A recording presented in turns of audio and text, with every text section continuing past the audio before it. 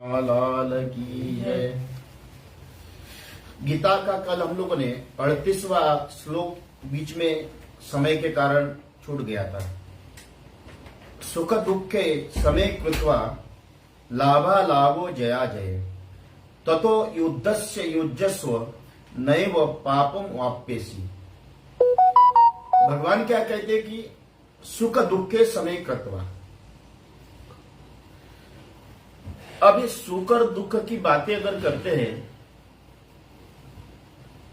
तो सुख और दुख इस शरीर के अवस्था है और हम लोग एक ही वस्तु के मार्ग में जाकर सुख दुख की परिभाषाओं को परिमाणित करते हैं। जहां परिवार से लेकर स्वयं के मन के हिसाब से सारे के सारे लोग जब चलने लगते हैं तो आप अपने आप को बड़ा प्रसन्न मानते हो और उसके विपरीत जब चलने लगते हैं तो आप अपने आप को दुखी मानते हो। आपका मकान बन गया तो सुखी मानते हो, आपका मकान बिक गया तो आप अपने आप को दुख मानते हो। आपकी संतान आज्ञाकारी है तो सुखी मानते हो, आपकी संतान दुखी अवाज्ञाकारी तो उसमें दुखी मानते हो। आपकी पत्नी या पति एक में के प्रति भावों को नहीं समझते तो दुख मानते हो और समझदार है तो आप अपने आप को सुखी मानते हो। आपके पास पैसा है तो आप अपने आप को सुखी मानते हो और आपके पास दरिद्र है तो उसमें आप दुखी मानते हो। ये भगवान ने ये कहा कि ये सारी की सारी चीजें मन के ऊपर है। सुख दुख के समय कृत्वा। अर्जुन, अगर भगवान ने देखो सच्ची बताऊं आपके मेरे जीवन में आप 800 करोड़ आज लाखों लोगों से मैं मिला भी हूं, 250-300 कथाएं कर चुका हूं, लेकिन सारी की सारी चीजें हम लोग अपने जीवन में सांसारिक प्राप्ति और वियोग इसके और आपका सुख और दुख की परिभाषा हो जाती है। परमात्मा ने कहा कि अगर अब हम लोग नर्मदा परिक्रमा में थे, ऐसे लोग भी मिले खप्पर माल में, तपन जी भाई साहब बैठे हैं हमारे पास में। एक महिला अपने बच्चों को सुलाने के लिए वो उसको नींद आ जाए, खाली चूल्हे के ऊपर तपेला रखकर उस भाव में वो सो जाए कि अभी चावल पक जाएंगे और हम लोग खाएंगे, और उतने देर में बच्चे सो गए तो वो मां भी भूखी सो गई। अब इसको हम लोग क्या माने, सुख माने या दुख माने? एक व्यक्ति बड़े महलों में रहता है लेकिन वो इसका गले का कैंसर हो गया, खा नहीं सकता है, सामने दिख रहा है, सारा पंच पकवान 56 भोग मुंह से जो अगर निकाल दे कि दुनिया की अमेरिका, लंदन, ऑस्ट्रेलिया, जापान की मिठाइयां बुलाकर खाने वाला, लेकिन वो खा नहीं सकता है। सब कुछ है लेकिन उसकी ऐसी बीमारी है कि उसको डॉक्टर ने खाने के लिए मना किया, उसको क्या माने? तो ये सारे के सारे मना सजयती माया गुना न कर्मानी चात्मना, ये सारे की सारी चीजें हमारे मन के ऊपर आश्रित है। एक व्यक्ति जैसे मेरे गुरुदेव के गुरु भाई थे, अब वो अगर वो चाहते तो पता नहीं क्या कर सकते थे। दुनिया में महलों के महल, धन का धन खड़ा कर सकता है, लेकिन फिर भी उन्होंने अपने जीवन में एक पेड़ के नीचे पूरा जीवन निकाल दिया। ये भगवान ने यही कहा कि भगवान अर्जुन से कहते हैं कि हर एक संसार का जो नियम है, इस संसार के नियम में सुख दुख ये अपने संसार के प्राप्ति और वियोग के परिभाषा करते हुए इसमें बहुत ज्यादा हर्ष उल्लासित होने की जरूरत नहीं है। लाभा लाभो जया जयो, उनका कि लाभ हो जाए, जय विजय हो जाए, या आप अपने आप में अब बहुत ज्यादा कोई व्यक्ति चुनाव में जीतता है तो हो उसको लगता है कि मैं दुनिया का राजा हो गया हूं, और हारता है तो उसको लगता है कि मैं दुनिया का सबसे खराब निकृष्ट आदमी हूं। वो कुछ एक समय के लिए टिकट मिलता है तो बहुत अच्छा लगता है, नहीं मिलता है तो बहुत बुरा लगता है। और जिनके लिए हम लोग फिर उलाहना देने लगता है कि मैंने इतने लोगों की सेवा करी है फिर भी मुझे लोगों ने वोट नहीं दिया, मुझे दुख हो गया। आप कहते हो कि हमारे जीवन में परिवार के लिए मैंने इतना किया, परिवार ने मेरे लिए क्या किया? आप कभी कभी क्रोध में आने के बाद परिवार से कहते मैंने ये कर दिया, वो कर दिया, वो कर दिया, ऐसा कर दिया, फिर भी आप मेरे हिसाब से चलते नहीं हो। इसका मतलब भगवान क्या कहते हैं कि लाभा लाभो जया जयो। अब ये भाषा समझने की जरूरत है। गीता इतनी आसान नहीं आती है। मुझे एक दृष्टांत तो याद आया। हम लोग बचपन में एक व्यक्ति के, मैं बचपन छोटा था, 14-15 साल का, एक व्यक्ति, साधारण व्यक्ति ने दोहा लिखा था।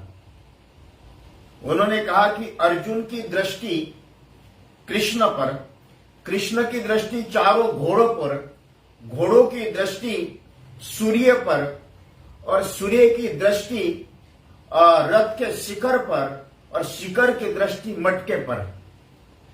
अब इसकी परिभाषा क्या होगी? इसका अर्थ हमको समझ में नहीं आता है। जिस लड़का का इतना धन दौलत होने के बाद भी अपने पूर्वजों को, आगे आने वाले लोगों को धन संग्रहित करने के लिए रखा था कि कभी बुरे समय में काम आएगा, तो उसने एक सदगुरु के पास गए। सदगुरु के पास जाने के बाद उन्होंने कहा कि महाराज इस दोहे का अर्थ बताओ। तो उन्होंने कहा कि भाई चलो मैं बताता हूं, आपको समझ में आएगा। तो अर्जुन की दृष्टि कृष्ण पर, कृष्ण की दृष्टि चारों घोड़े पर, चारों घोड़ों की दृष्टि सूर्य पर, और सूर्य की दृष्टि मंदिर के शिखर पर, मंदिर की दृष्टि उस मटके पर। इसका अर्थ क्या निकाला? उस गुरु ने क्या अर्थ निकाला? गुरु कहते हैं कि अरे भाई तुमको तो ये मंदिर पहले देखना सूर्य के, उनका मैंने महाराज इस धन के चक्कर में मंदिर तो तोड़ दिया। बोले वापिस मंदिर जैसा नक्शा था ऐसा ही मंदिर बनाओ। बोले मेरे पास पैसा नहीं, जैसा वैसा करके उसने मंदिर बनाया। और मंदिर बनाने के बाद उसका अर्थ उसने निकाला। वो कहते हैं कि महाराज इस अर्जुन की दृष्टि कृष्ण पर, अर्जुन का एक नाम फाल्गुनी है, भागवत में है। तो फाल्गुनी का अर्थ मैं बाद में बताऊंगा। भगवान ने 21 नाम अर्जुन को संबोधित कर दी थी पूरे गीता में। तो कहते कि इसका फाल्गुनी नाम मतलब फाल्गुन महीना आएगा, और फाल्गुन महीने में अर्जुन की दृष्टि कृष्ण पर, मतलब कृष्ण पक्ष आएगा। कृष्ण पक्ष में कृष्ण की दृष्टि चारों घोड़ों पर, मतलब चतुर्थी आएगी। चतुर्थी का चारों घोड़े की चतुर्थी मतलब उसकी दृष्टि सूर्य पर, ऊपर आकाश में, और सूर्योदय के समय में, चतुर्थी उदय के समय में। और सूर्य की दृष्टि शिखर पर मतलब जो मंदिर का शिखर है, और शिखर की दृष्टि मटके पर सुबह उगते हुए सूर्य की जब प्रथम छाया उस मंदिर के शिखर पर पड़ेगी, वहां मटका निकलेगा, आप लेकर आओ। उसने मटका खोलकर दे दिया। एक उस व्यक्ति का साधारण अर्थ हम लोग नहीं समझ सकते हैं, हमारे एक साधारण व्यक्ति ने लिखा है। तो भगवान के शब्दों का अर्थ भी किसी सदगुरु के सानिध्य में, महापुरुषों के सानिध्य में रहे बिना संभव नहीं हो सकता है। इसलिए श्रोताओं, भगवान ने क्या कहा है कि सुख दुख के समय कृत्वा। अब हम लोग देखो, इसको मैं अगर समझाना चाहूं, हमारा जीवन सुख दुख के साथ में चलता है। जीवन कैसा है? उस दीपक की लौ की तरह है। एक दीपक बत्ती लगाते हो और बत्ती के ऊपर आप घी डालते हो। जब तक वो घी है तब तक बत्ती जलती है, और जैसे ही घी समाप्त होगा कि बत्ती भी समाप्त हो जाती है, दूसरे दिन शाम को वापस पुनरअपि वो बत्ती लगाकर दीपक जला देता है। यही अवस्था हमारी है दीपक की तरह। हम कहते समय बीत रहा है, समय नहीं बीत रहा है, हम लोग बीतते जा रहे हैं। आप मेरी बात समझ रहे हो? मैं समझ जाना चाहता हूं सुख दुख की परिभाषा। समय नहीं बीत रहा है, समय तो होती वही है। जैसा अगर किसी की 25 साल की आयु है, 25 साल के आयु में अगर कितने 25 साल के आयु में अगर हम लोग महीने की गिनती करें तो 25 इंटू 12 मतलब 300 महीने उस 25 साल की आयु में निकल गए।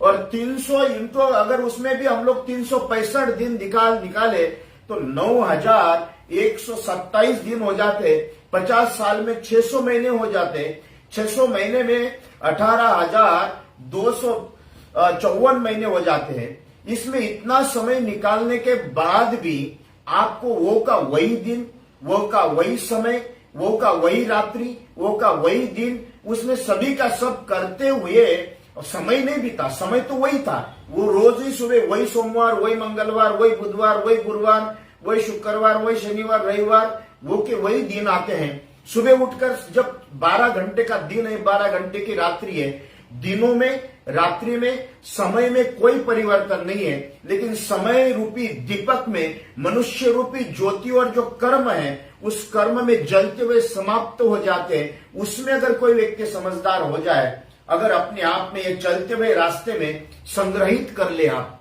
जैसा कैसा संग्रहित करें, आप चलते हुए रास्ते में कोई अच्छी चीज उठाना चाहते हो तो जल्दी 1 मिनट में, अगर 1 सेकंड में चलते हुए रास्ते में उठाना चाहो तो अगर 10 रुपए के 100 रुपए की नोट पड़ी हो तो आप तुरंत 100 रुपए की नोट उठाओगे, 10 रुपए की नहीं उठाओगे।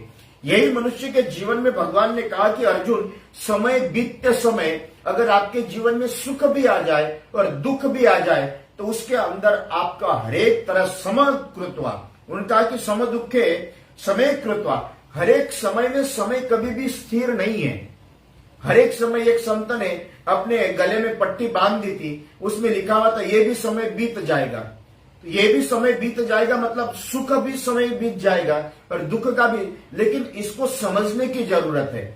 तो जब आप अपने, भगवान ने क्या कहा बताऊं, जैसा आपका छोटा सा बालक है, आपके साथ खेल खेलता है तो आपको बहुत अच्छा लगता है, दाढ़ी खींच ले, कान खींच ले, चाटा मार ले, बाल खींच ले, तो फिर भी आप उसमें बड़ा प्रेम से, लेकिन वही अगर वो बालक 50 साल का हो जाए, आपकी दाढ़ी खींच ले, चाटा मार दे, बाल पकड़ ले, तो भगवान ने कहा था तब कितना क्रोध आएगा। लेकिन भगवान कहते हैं कि भाई उतनी बुद्धि को आप जागृत करके रखो कि अगर 50 साल की उम्र में भी अगर वो आपका अपमान करे तो उसको भी सम दुख समय कृतवा, भगवान का उसमें भी आप समन भाव के साथ में, अगर आप बहुत धनाढ्य थे, गरीब आ गए, या बहुत गरीब थे, बहुत धनाढ्य हो गए, तो हर एक अवस्था में अति उल्लासित, लाभा लाभो जया जय, अभी लाभ भी हो जाए, विजय भी प्राप्त हो जाए, हार भी हो जाए, तो इसमें ये आज की हार है, जरूरी है कि कल भी आपको हार मिलेगी,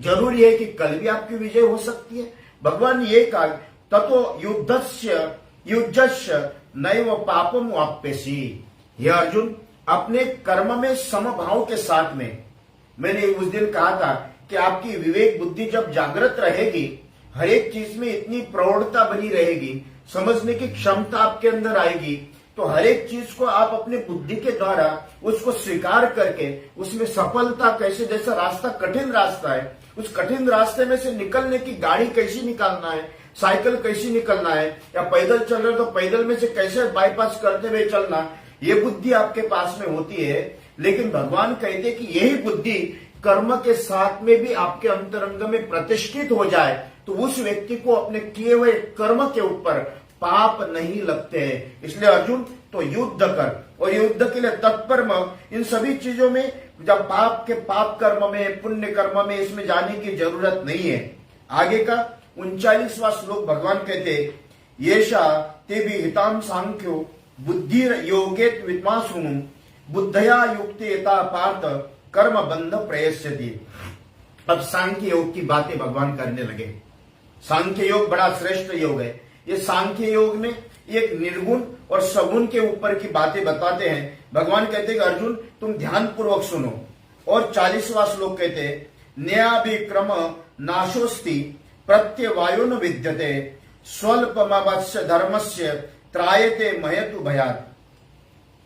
जैसा कोई व्यक्ति वज्र कवच, हम लोग महाराणा प्रताप को देखते हैं, महाराणा प्रताप के जो वज्र कवच है उसके ऊपर तलवार भी अगर मारी जाए तो तलवार के ऊपर कोई प्रभावित नहीं होती थी, कोई भाला भी मार दे इतना। इसी तरह से बुद्धि का कवच अगर कर्म के साथ लेकर चलोगे तो संसार के किसी भी प्रकार का प्रहार या प्रशंसा इसके कारण आपके बुद्धि के ऊपर प्रभावित नहीं होगा। प्रभावित मतलब उतनी बुद्धि आपको उस लेवल तक ले जानी है। मैंने जैसे छोटे बच्चों और बड़े बच्चों का उदाहरण बताया, संसार में भी आप उसी तरह से धारण करना। नहीं तो महाराज हम लोग अपने आप उसी तरह से, बचपन में हमारी सत्यता एक खिलौने में लगी रहती थी। बच्चों के हाथ से मोबाइल उठाकर बता दो या खिलौना छीन कर बता दो, पूरा घर माथे पे उठाता है। इसी तरह से बड़े होकर संसार के धन रूपी खिलौना, पत्नी पति पुत्र, उन मान अपमान रूपी खिलौना अगर छीन ले तो आपका अहंकार अपने आप जागृत हो जाता है। उस आयु में खाली वस्तु परिवर्तन हो गई लेकिन व्यक्ति वो का वही है।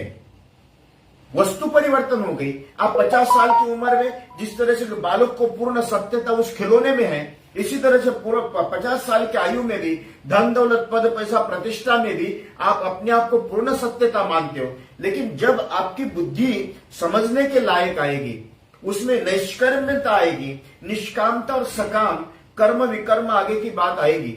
लेकिन भगवान क्या कहा कि भगवान कहते हैं कि न्याभिक्रम नास्ति प्रत्यवायो न विद्यते स्वल्पमयस्य धर्मस्य त्रायते मयतो भयाम। अर्जुन, इन सभी गतियों में रहते हुए, अपने उन सभी अवस्था में रहते हुए आपकी स्थिर बुद्धि को प्राप्त करना। संसार की जो बुद्धि है, संसार में हमको चलाने की बुद्धि होना चाहिए, अपने आप को चलाने की बुद्धि होना चाहिए।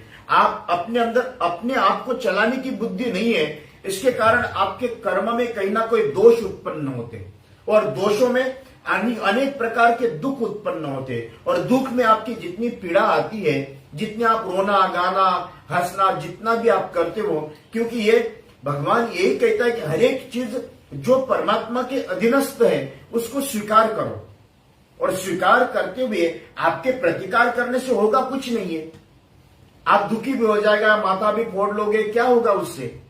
लेकिन संसार के हर एक वस्तु के साथ में स्वीकार करना और अपने आप का प्रतिकार करने के बजाय अपने आप में जो सामने आया है उसको स्वीकार का। आप तूफान है तो तूफान में से आपको पता है कि भाई अगर आपके भाग्य में होगा तो उस तूफान में से आप बच जाओगे, या फिर तूफान आपके भाग्य में नहीं है उधर तूफान में से बहकर निकल जाओगे। मृत्यु भी हो सकती है और आपकी सुरक्षा भी हो सकती है, उसके भागने से कोई संभवता नहीं है, उसमें संभव नहीं माना है। इसी तरह संसार रूपी सुख दुख रूपी तूफानों में आपके बुद्धि के द्वारा आपकी मानसिक अशांति भी है, तो उस मानसिक अशांति को शांत कैसा करना, तो ये आपके विचार और बुद्धि के द्वारा ही प्राप्त हो सकती है।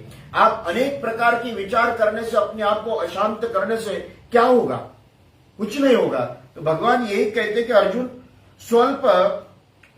स्वल्पमयस्य धर्मस्य त्रायते मयतो भयाम। अर्जुन, इसमें सभी द्वारा अनेक प्रकार के अपने उस बुद्धि योगों को आलोकित करते हुए उसके संसार भय का मूलोच्छेद हो जाना चाहिए। क्या कहते हैं कि संसार का जितना भी भय आपको प्रभावित करता है या प्रसन्न करता है, उसके अंदर आपको हरेक क्षेत्र में उस बौद्धिकता की दृढ़ता, बुद्धि की दृढ़ता आपके अंदर हो तो जाकर आप अपने आप को प्राप्त होगे।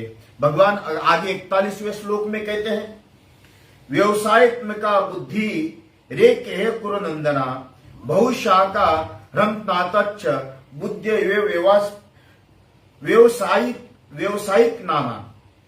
कहते हैं कि अर्जुन, जैसे दीपक की लो छोटी सी होने पर भी बहुत तेज प्रकाशित करती है, और सद्बुद्धि अत्यंत अल्प भी हो तो भी छोटी अल्प नहीं कहा जाती है, क्योंकि बुद्धि तो सभी के अंदर है। मैं तो देखता हूं कभी कभी जानवरों में भी अपनी अपनी बुद्धि है, उसके हिसाब से वो जो बुद्धि दी है, बिना बुद्धि का तो कोई है ही नहीं। आज एक मधुमक्खी भी उनके भी नाना प्रकार के अगर देखा जाए तो प्रचारक होते हैं, उनके जाकर बातें करते हैं, सीआईडी अफसर होते हैं, वहां आकर बताएंगे। हाथियों में देखो, जानवरों में देखो, उनमें मैंने खुद ने अनुभव पहाड़ों में रहकर भी किया।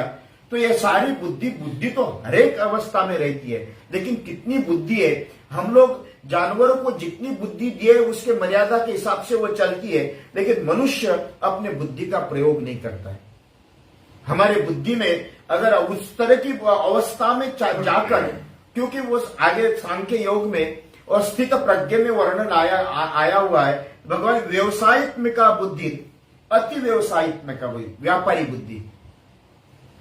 अब व्यापारी भगवान की भजन भी करते हैं, तो इस भजन में हमको क्या प्राप्त होगा, ये बुद्धि आती है। भगवान कहते ये जरूरी नहीं है।